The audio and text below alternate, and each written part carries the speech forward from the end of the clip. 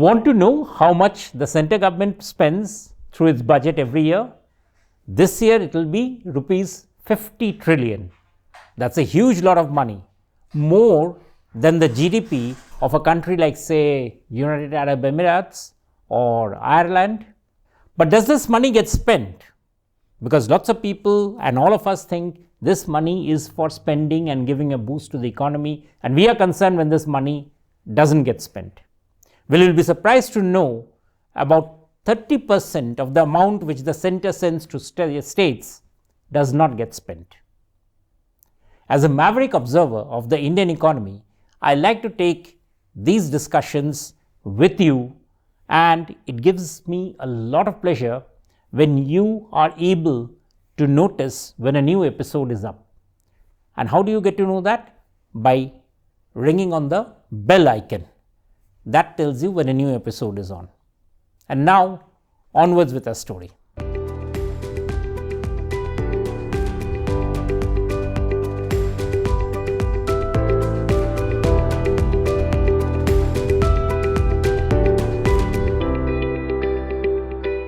Well, just as the budget was over, as soon as Finance Minister Nirmala Sitharaman read the speech, there were accusations by many states that the center has been partial.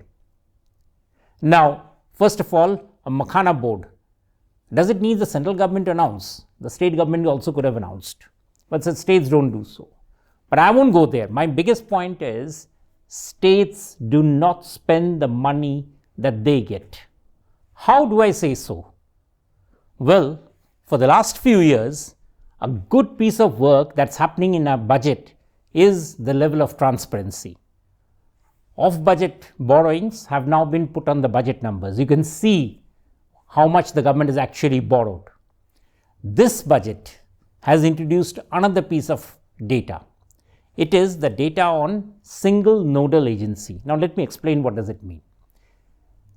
Because of the fact that this technology has moved on, it's now possible for us citizens to know when the central government has taken out money and on which date it has given it to the state government.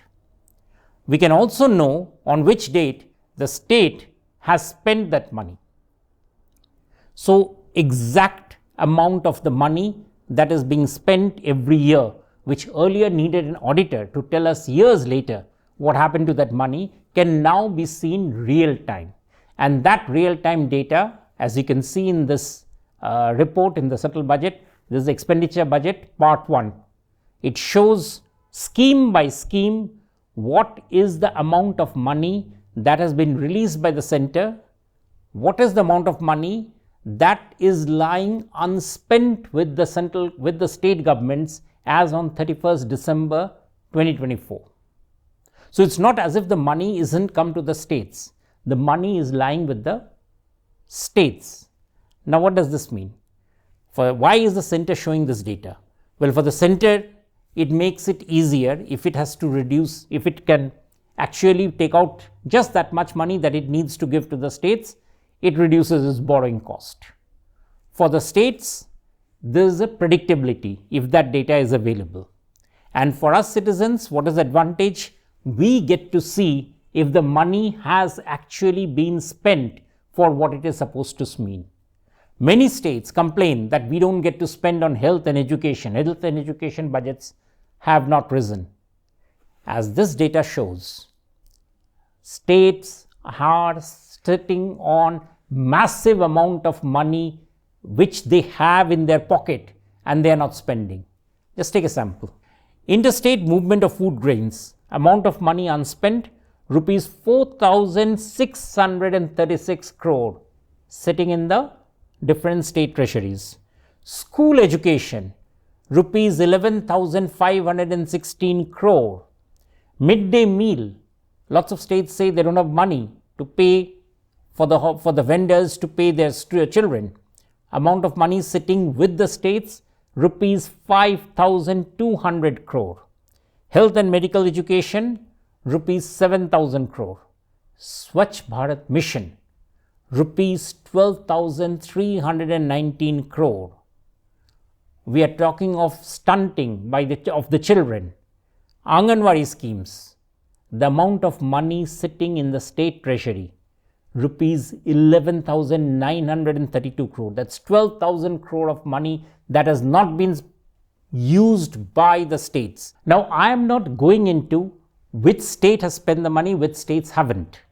But the point is, in aggregate, this is the money that has been released by the center.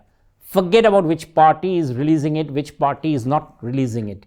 The point is, money that should be used, pushing consumption, is not happening. It's a huge amount of money, 12,000 crore for, say, Anganwadi schemes, sitting in the state treasuries. This is the biggest problem in our budget exercise.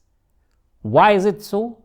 Because, and I had said this earlier, one by one, state governments are losing their ability to implement schemes by spending money.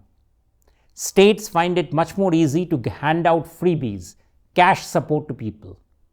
Bureaucracies are not able to spend the money quickly because this money has to be spent as a planned scheme. So there are certain do's and don'ts about how this money is spent.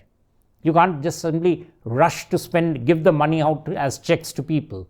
You have to line up vendors, audit how they are working, ensure that the work has been done. Say a school building has to be made, tables have to be created, education systems, books and others have to be ordered. Those are difficult things. So what the states are doing, they are instead cribbing for more money as freebies. What they don't want to do is spend the money that is coming from the budget to them. It's coming to all the states, but they are not spending. And that is risky, very risky for India. And that's something I wanted to say is one of the major challenge of our budget exercise. Don't look at the center, look at the state governments and why are they not spending? That's a question that should be asked. And that's all from this edition of On Point.